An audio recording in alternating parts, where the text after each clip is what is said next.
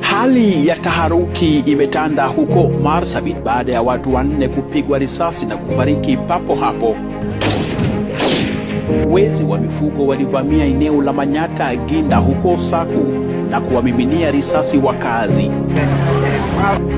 Afisa mmoja wa akiba NPR na mkazi mmoja waliuawa na wavamizi hao.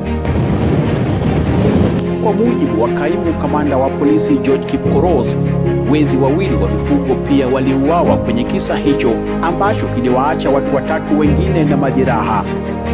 Majeruhi wanapokea matibabu ya dharura katika hospitali ya rufaa ya Marsabit baada ya kukwepa kifo kwenye tundu la sindano. Hayo ya kijiri, waziri wa usalama Kipchumba Murkomen alifanya kikao na maafisa wakuu wa usalama katika kambi ya maafisa wa RDU Bataru huko Tigania East, kaunti ya Meru,